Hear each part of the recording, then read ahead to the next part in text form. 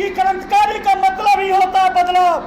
आज आज़ादी मिल गई मगर 85% लोगों को अभी तक धर्म के व्यवस्था में गुलामी की जकड़न में जकड़े हुए हैं। घर में पूरी सब्जी जिलेबी का व्यवस्था था, अपनी पति देव के बगल में ब्राह्मण जी को बैठा दिए और पति के पूरी सब्जी जिलेबी दिए, मगर जिलेबी पति के पूरी के ऊपर रख दिए और जो पंडित जी के जमने के लिए दिए वह जिलेबी पूरी के नीचे रख दिए।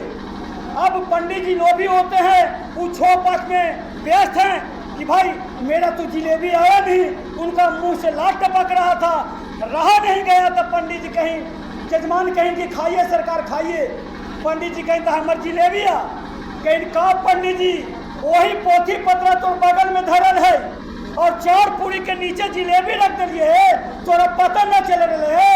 हमारे 70 फीट नीचे पानी बता दो, पानी पता चला है। सारे लोगों के लिए अर्जक संघ क्यों जरूरी है?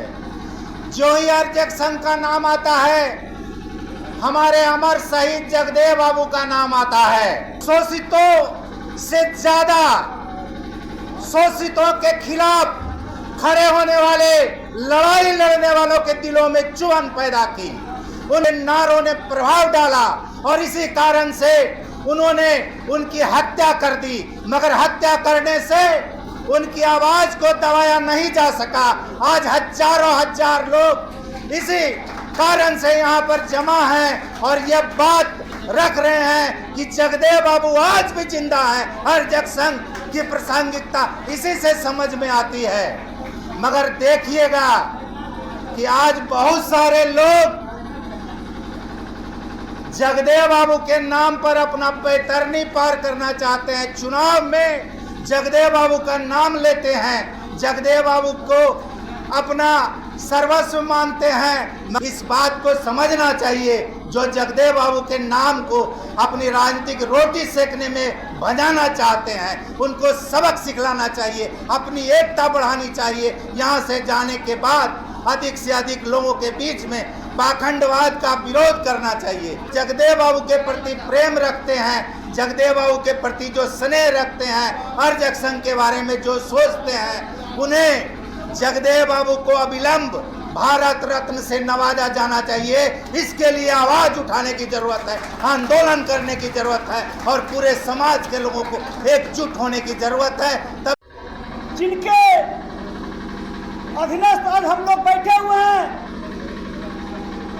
अर्जक समाज का स्थापना करने वाले रामस्वरूप वर्मा जी एवं बिहार में 90% आबादी की हक को हकूक में अपनी जान की कुर्बानी लगाने वाले शहीद जगदेव प्रसाद जी के चरणों में श्रद्धा सुमन अर्पित करते हुए आज जिनकी बदौलत हमें बोलने की दौलत मिली है, बाबा साहब भारत की प्रथम कानून मंत्री बाबा साहब भीमराव अम्बेडकर के चरणों में श्रद्धा सुमन अर्पित करते हुए मैं सभी मंचासीन नेताओं का और उससे भी ज्यादा दर्शक दीर्घा में बैठे हुए सभी कार्यकर्ता जो रीढ़ के समान पार्टी के होते हैं, उनको क्रांतिकारी अभिनंदन करता हूं। क्रांतिकारी इसलिए कहता हूं साथियों कि क्रांतिकारी का मतलब ही होता है बदलाव। आज आज़ादी मिल गई मगर 85% लोगों को अभी तक धर्म के व्यवस्था में गुलामी की जकड़न में जकड़े हुए हैं। उदाहरण देना चाहता हूं साथियों, जब यहाँ बौद्ध धर्म था, बुद्ध ने कहा था बुद्धम शरणम गच्छामि, बुद्धि के शरण में जाओ, धम्मम शरणम गच्छामि, कर्म के शरण में जाओ, संघम शरणम गच्छामि। और उसके बाद बोले मैं यहीं पर अपनी वाणी को विराम देता हूँ और एक कहावत कहता हूँ कि पूजा पाठ से कुछ नहीं मिलेगा। एक किसान का बोरिंग करवाना था, किसान कहा पंडित जी गए तो उनका 2 बीघा का प्लॉट था। प्लॉट में कभी पोथी पत्रा लेके कभी वो कोना में जाए, कभी वो कोना में जाए, कभी वो कोना में जाए, कभी बीच में जाए और कहीं जजमान आपका पानी इस जगह बहुत अच्छा है। उनकी पत्नी बुद्ध प्रवृत्ति की थी, अर्जक समाज से ओतप्रोत थी। उन्होंने कहीं ठीक पंडित जी चला तू हमारे घर तो राम बता वही कहाँ पानी है।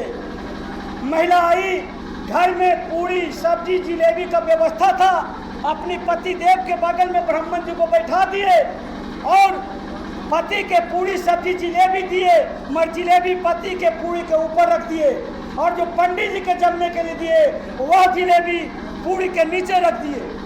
अब पंडित जी लोभी होते हैं, वो छो-पाछ में व्यस्त हैं कि भाई मेरा तो जिलेबी आया नहीं, उनका मुंह से लात टपक रहा था, रहा नहीं गया। तो पंडित जी कहीं, जजमान कहीं कि खाइए सरकार खाइए, पंडित जी कहीं तो हमारे जिलेबी आ कहीं का पंडित जी वही पोथी पत्र तो बगल में धरल है और 4 पूरी के नीचे जिलेबी रख दिए है, तोरा पता न चल रहे है। हमारे 70 फीट नीचे पानी बता दो, पानिया पता चला रहा है।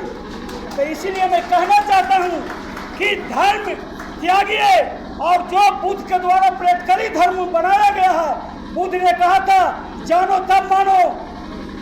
आज सब महिलाएं शादी विवाह करती है तो सबसे पहले गौर लगेगा देवथान चले जाते हैं। एक बुद्ध विचार की महिला थी, महिला गई वहाँ 2 बाघ देखा, बाघ देख के मूर्छित हो गई। उसकी जो सहेलियाँ थी ये क्या हुआ गया, लगता है किसको मिर्गी उर्गी आता है, पानी का छींटा उठा देख करके वो नहीं लगे।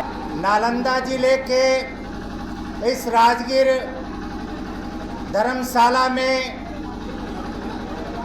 बिहार राज्य के तमाम जिलों से आए हुए आप तमाम प्रतिनिधियों का हम कुशवाहा की गरिमा बिहार प्रदेश की ओर से स्वागत करते हैं, सलाम करते हैं, सैल्यूट करते हैं, जय हिंद करते हैं। सबसे पहली बात, आज हमें यह जानने की जरूरत है कि आर्जक संघ की प्रासंगिकता क्या है। आज आर्जक संघ क्यों जरूरी है हम सब लोगों के लिए। हम लोग इस बात को अगर गहराई से समझें और इस बात के बारे में सोचें तब हमें लगेगा कि आर्जक संघ क्यों जरूरी है और उसके लिए, हमारे लिए, औरों के लिए, सारे लोगों के लिए आर्जक संघ क्यों जरूरी है। जो ही आर्जक संघ का नाम आता है हमारे अमर शहीद जगदेव बाबू का नाम आता है, जिन्होंने अपने समाज, उनका नारा बहुत ही सरल और सुलभ था, सब लोगों के समझ में आने वाला नारा था और उनका जो नारा था उस नारों ने शोषितों से ज्यादा, शोषितों के खिलाफ खड़े होने वाले, लड़ाई लड़ने वालों के दिलों में चुभन पैदा की। उनके दिल पर सबसे ज्यादा उनके नारों ने प्रभाव डाला और इसी कारण से उन्होंने उनकी हत्या कर दी, मगर हत्या करने से उनकी आवाज को दबाया नहीं जा सका। आज हजारों हजार लोग इसी कारण से यहाँ पर जमा हैं और यह बात रख रहे हैं कि जगदेव बाबू आज भी जिंदा है। आर्जक संघ की प्रासंगिकता इसी से समझ में आती है। मगर देखिएगा कि आज बहुत सारे लोग जगदेव बाबू के नाम पर अपना बैतरनी पार करना चाहते हैं। चुनाव में जगदेव बाबू का नाम लेते हैं, जगदेव बाबू को अपना सर्वस्व मानते हैं, मगर जगदेव बाबू के पद चिन्हों पर चलने की जरूरत महसूस नहीं करते हैं। जगदेव बाबू ने पाखंडवाद का विरोध किया था, सामंतवाद का विरोध किया था और साथ ही साथ 100 में 90 शोषित है, 90 भागना हमारा यह नारा दिया था।